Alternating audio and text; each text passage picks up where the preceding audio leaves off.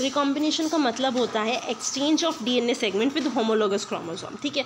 और ये जनरली होता है, मतलब हम इसे थियोरेटिकल तो हम इसे किसी भी उसमें कर सकते हैं, ठीक है, कि ठीक है भाई किसी भी फेज़ में हो रहा है ये सेल के अंदर, जैसे कि लाइक एस फेज़ में हो रहा है या फिर उसके पहले हो रहा है उसके बाद में हो रहा है। लेकिन जो प्रैक्टिकली ये पॉसिबल है, प्रैक्टिकल में साइटोलॉजिकली, बायोकेमिकली, जेनेटिकली, हर तरीके से ये सिर्फ प्रोफेज 1 में ही पॉसिबल होता है मियोसिस के टाइम पे, ठीक है।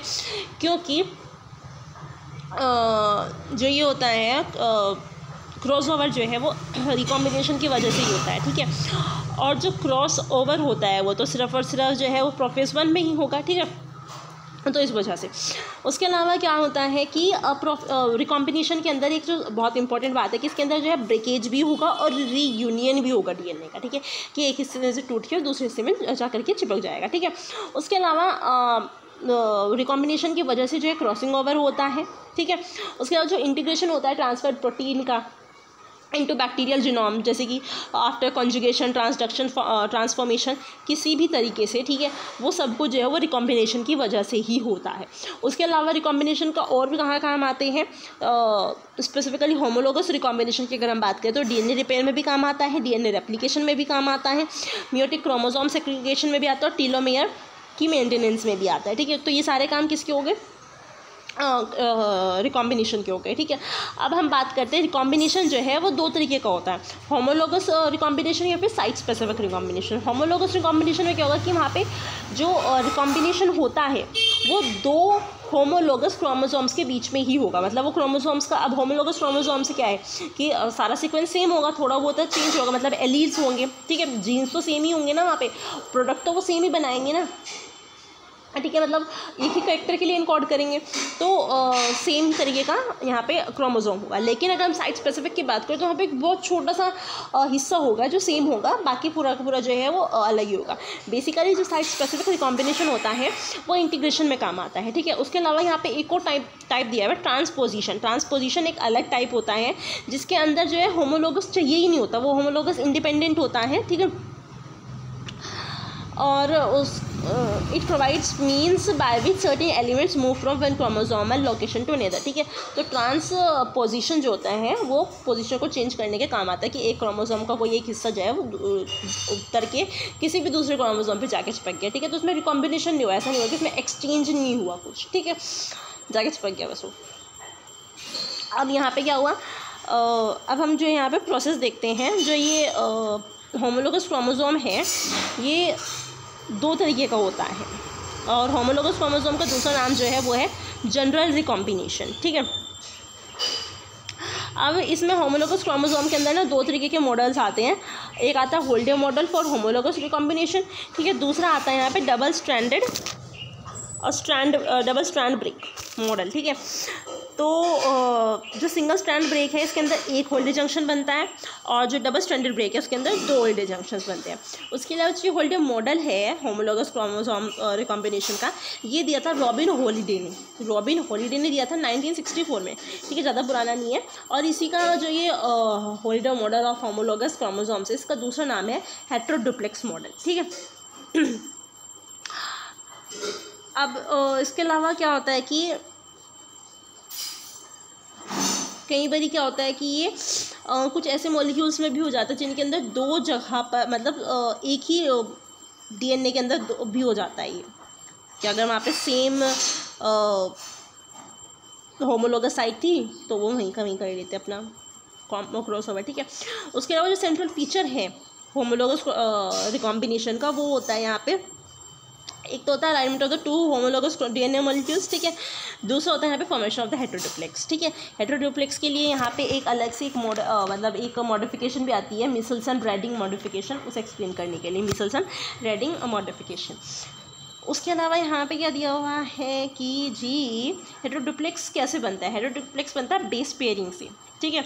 तो बेस पेयरिंग होती रहती है, मतलब जहाँ से जब वो टूटेगा, जब वो दूसरा बनेगा, मतलब जैसे दो स्ट्रैंड्स हैं,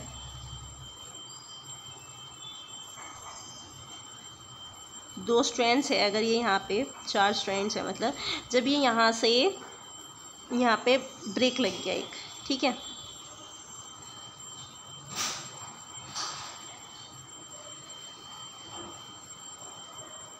ठीक है, यहाँ पे एक ब्रेक लग गया। तो जब ये इसके उसके और ये यहाँ से टूट के जो है ये इसके पास में आ रहा है, तो जब ये यहाँ से और तो फिर ये इसके साथ में बेस पेयरिंग भी तो करेगा ना, ठीक है। तो ये पेयरिंग की वजह से भी बनते हैं। उसके अलावा ये जो है यहाँ पे कई बार क्या होता है कि मिसमैच, जैसे कि एलीलिक है तो एलील्स है, तो ठीक है, अब एलील की जगह पे एक एलील की जगह पे दूसरा एलील आ रहा है, ठीक है, आ सकता है। लेकिन क्या दिक्कत हो जाती है कि वहाँ पे एलील्स जो होते हैं उनका कुछ तो डीएनए सीक्वेंस चेंज होता है, ठीक है, थोड़ा बहुत तो चेंज होता है ना, तो वहाँ पे मिसमैच पेयरिंग हो जाती है। तो मिसमैच भी हो सकता है हेटेरोडुप्लेक्स के अंदर, ठीक है, ये यहाँ पे कहने की बात कर रहे हैं। उसके अलावा यहाँ पे प्रोसेस में क्या होता है कि इसके अंदर इसका एक जो यहाँ पे हम अब इसका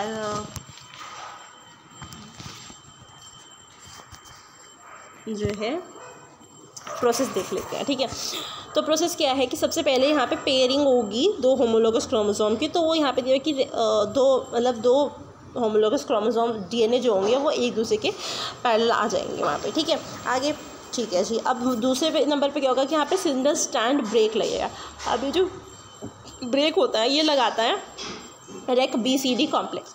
इसी का जो दूसरा नाम है वो है एक्सोन्यूक्लियस 5। अब जो रेक BCD है इसके अंदर क्या, इसके अंदर हेलिकेज भी एक्टिविटी भी होती है और न्यूक्लियस एक्टिविटी भी होती है।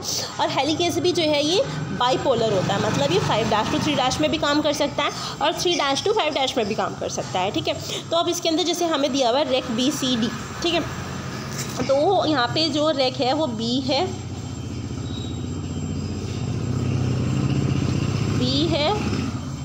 C है और D है।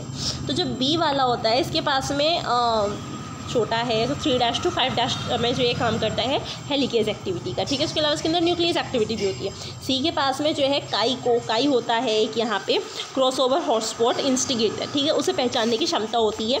और D के अंदर जो है वो हेलिकेज एक्टिविटी करता है बस, और ये 5' to 3' डायरेक्शन में हेलिकेज एक्टिविटी करता है, ठीक है। अब सबसे पहले क्या होता है कि ये जुड़ गया, जहाँ पे भी कहीं पे कोई फ्री एंड होगा, ठीक है, डीएनए का, ये वहाँ से जुड़ जाता है रेक BCD कॉम्प्लेक्स और जो है कि हेलिकेज एक्टिविटी करता हुआ चलता है, ठीक है। अब जो B और D है ना, ये दोनों ही हेलिकेज एक्टिविटी कर रहे हैं, ठीक है। तो B जो होता है वो धीरे धीरे काम करता है और D जो है वो फास्ट स्पीड पे चलता रहता है, ठीक है। उसके अलावा क्या होता है, जैसे ही C को मिल रहा है, भाई काई मिल गया से, ठीक है, क्रॉस ओवर हॉटस्पॉट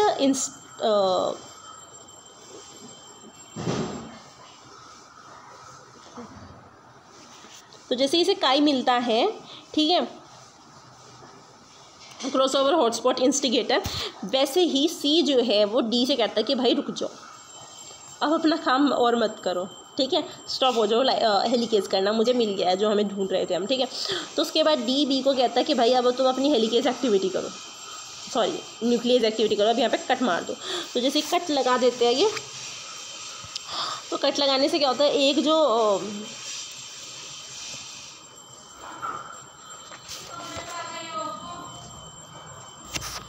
कट लगाने से क्या होता है, यहाँ पे ये एक हिस्सा जो है इसका अलग हो जाता है। अब जैसे यहाँ पे कट लग जाता है तभी रेक ए प्रोटीन जो RBCD जो रेक BCD कॉम्प्लेक्स है ये क्या करता है, यहाँ पे रेक ए प्रोटीन को जो है यहाँ पे रिक्रूट कर लेता है और रेक ए प्रोटीन जो है ना वो DNA के चारों तरफ लिपट जाता है, ठीक है। और एक टर्न पे जो है उसकी 6 यूनिट्स लगती है, ठीक है। अब क्या होता है, रेक ए प्रोटीन जो है वो अपना कॉम्प्लीमेंट्री ढूंढ रहा होता है, तो कॉम्प्लीमेंट्री ढूंढने के चक्कर में जो है अब वो दूसरे जो होमोलोगस था जो इसके पास में पेयरिंग कर रहा था, जो होमोलोगस DNA क्रोमोसोम था, ये वहाँ पे चला जाता है। वहाँ पे जाकर के क्या कर DNA था ये वहाँ पे जाके क्या करेगा, ये वहाँ पे जा कर के जो है दूसरे DNA में घुस जाएगा, वहाँ पे वो D लूप बना लेगा, ठीक है। D लूप बन गया। अब D लूप के साथ में जो है यहाँ पे कॉम्प्लीमेंटरिटी करने की कोशिश करता है, ठीक है। उसके अलावा क्या है कि जो यहाँ पे रेक ए है ये RecA promote the formation of stable complex with complete Watson Crick hydrogen bonding, ठीक है, कि प्रॉपर एक स्टेबल सा स्ट्रक्चर बनाने की कोशिश करता है, ठीक है।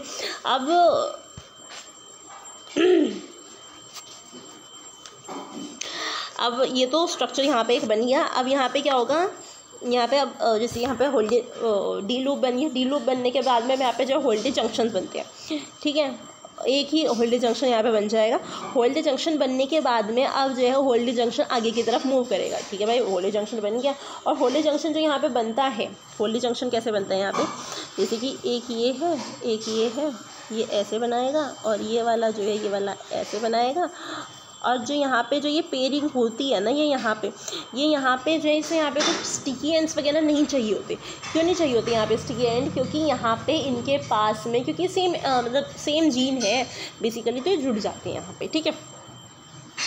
चलो अब यहाँ पे दूसरे नंबर पे होल्डे मॉडल बन गया। अब उसके बाद जो है अभी होल्डे मॉडल जो है वो मूव करना शुरू करता है, ठीक है। आगे की तरफ चलते हैं, इसे हम ब्रांच माइग्रेशन बोलते हैं।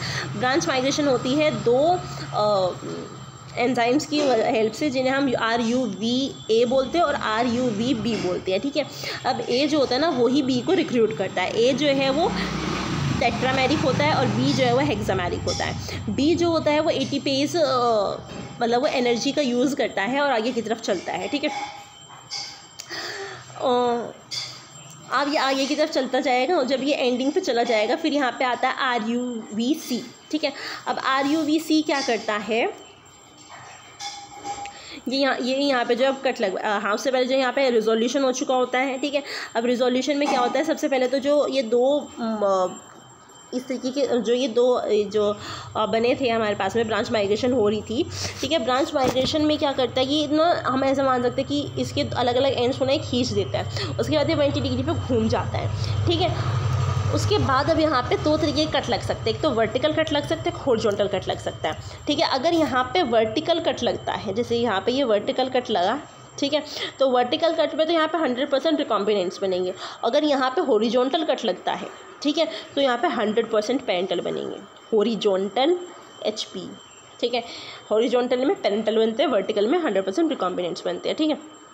ये यहाँ पे बात खत्म होगी।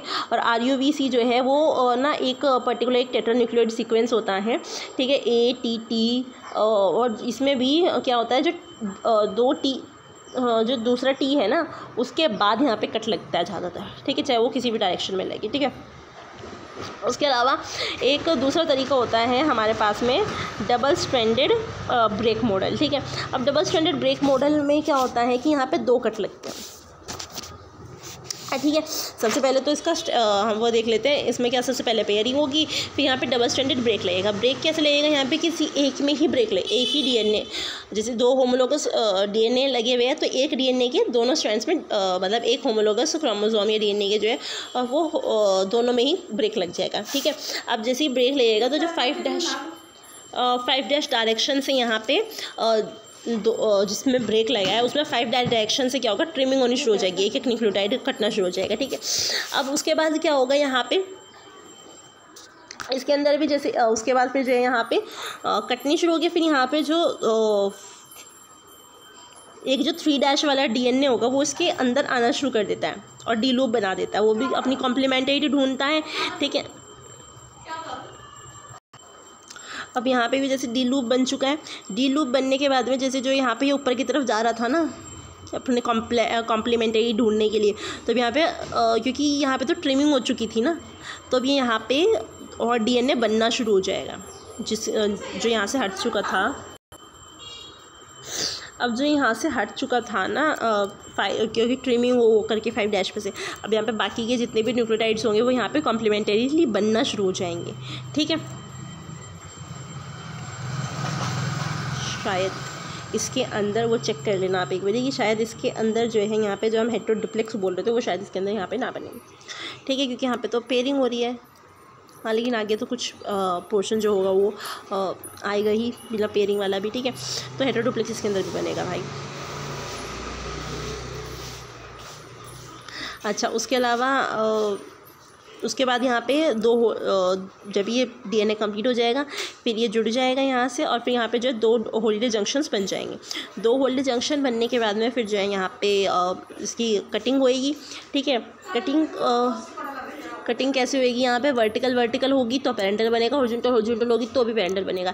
लेकिन अगर यहाँ पे वर्टिकल हॉरिजॉन्टल हो रही है फिर हॉरिजॉन्टल वर्टिकल हो रही है तो यहाँ पे रिकॉम्बिनेंट्स बनेंगे, ठीक है। उसके अलावा एक और टाइप है हमारे पास में साइट स्पेसिफिक रिकॉम्बिनेशन।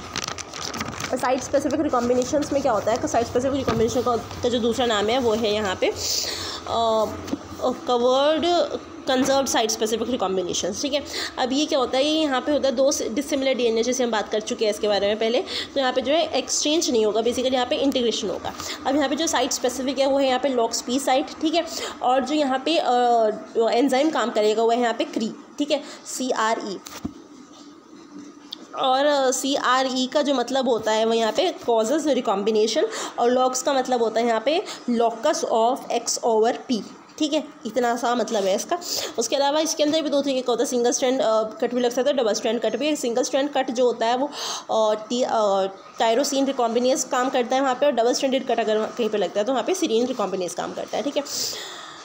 उसके अलावा अगर यहाँ पे बैक्टीरिया फेज से जुड़ रहा है सपोज, ठीक है, तो बैक्टीरिया की जो अटैचमेंट साइड होंगी उसे हम ATTB बोलेंगे, ठीक है, और फेज की जो होंगी उसे हम ATTP बोलेंगे, ठीक है। अब बैक्टीरिया के पास में होता है यहाँ पे BOB, और फेज के पास में होता है यहाँ पे POP, ठीक है।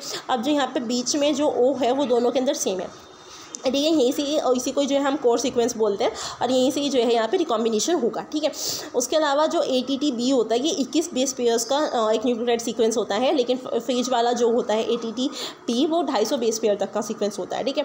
अब जो हम ATTB की बात कर रहे थे, जो इसका बेस पेयर का सीक्वेंस होता है वो कैसे बटा होता है, 7 + 7 + 7, तो 7 जो होते हैं साइड वाले, जो 7 है साइड वाले, ठीक है, वो कैसे होते हैं, वो यहाँ पे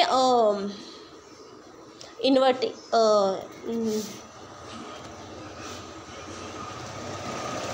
इन्वर्ट टेंडम रिपीट्स जो होते हैं, ठीक है, वो होते हैं, और बीच में जो 7 होते हैं वो कोर सीक्वेंस वाला होता है, ठीक है। अब जो ये जुड़ता है अटैचमेंट जो होता है बैक्टीरिया का विद फेज, ये यहाँ पे दो, एक तो इंटीग्रेज एंजाइम होता है अल्फा इंटीग्रेज, वो तो फेज ही सिक्रेट करता है, ठीक है। उसके अलावा बैक्टीरिया भी यहाँ पे हेल्प करता है, वो सिक्रेट करते हैं यहाँ पे IHF को, ठीक है।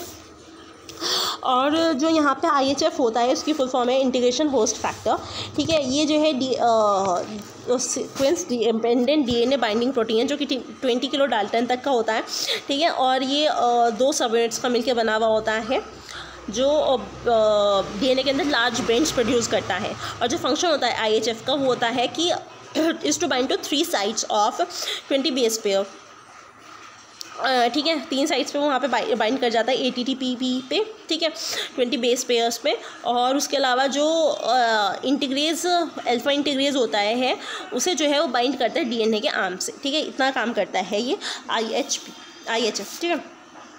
उसके अलावा अब हम बात करते हैं यहाँ पे CRE-LOXP सिस्टम की, ठीक है। अब जो CRE-LOXP सिस्टम है इसके अंदर जो मेन काम करता है वो है यहाँ पे टायरोसिन रिकॉम्बिनेज, ठीक है, जो कि CRE है, ठीक है। टायरोसिन रिकॉम्बिनेज है एक, और ये 38 किलो डाल्टन का होता है। बैक्टीरिया फेज P1 से हमें ये मिला है अब तक, ठीक है। और उसके अलावा जो LOXP साइट है उसकी जो हमने बात की थी वो सब जो 2 जुड़ रहे हैं ना, दोनों के अंदर जो सेम होती है वो, ठीक है। अगर बैक्टीरिया और फेज जुड़ रहे हैं तो दोनों के अंदर वो प्रेजेंट होगा, वो एक हिस्सा, ठीक है, वहीं से जो है रिकॉम्बिनेशन होगा। अब जो ये CRE-LOXP सिस्टम है इसकी हेल्प से हम क्या कर सकते हैं, यहाँ पे इंसर्शन भी कर सकते हैं, डिलीशन भी कर सकते हैं, और ट्रांसलोकेशन भी कर सकते हैं, इन्वर्जन भी कर सकते हैं, कुछ भी कर सकते हैं, ठीक है। बस हमें चेक करना होता है, सीक्वेंस को देखना होता है, और वहाँ पे LOXP साइट को देखना होता है। उसके अलावा हम ऐसा सारा काम कर सकते हैं।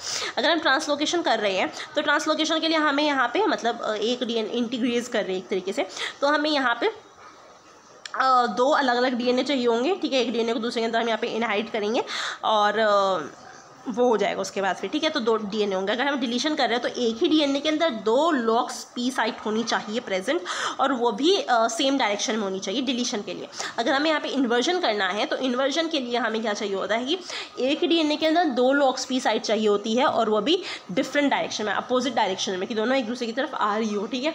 और वो सिर्फ दोनों एक दूसरे की तरफ आ रही है और बस वहीं के वहीं उल्टी हो जाए वो, ठीक है, तो इन्वर्जन हो जाता है वो, ठीक है। बस इतनी सी बात है इसके अंदर, और कुछ नहीं। इसके अलावा सैक्रोमाइसिस सर्विसेज के अंदर हमें एक और सिस्टम मिल रहा है FLP एंड FRT सिस्टम, जो बिल्कुल इसी के जैसा है CRE-LOXP सिस्टम जैसा। इसमें जो FLP है ये यहाँ पे रिकॉम्बिनेज है, और FRT जो है वो यहाँ पे सीक्वेंसेस हैं, बस इतनी सी बात है।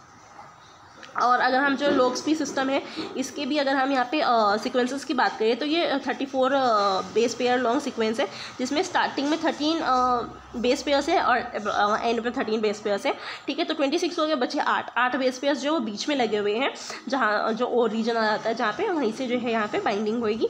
और जो ये साइड में लगे हुए हैं ये 13 13 बेस पे ये इन्वर्ट रिपीट्स है, बस इतनी ही।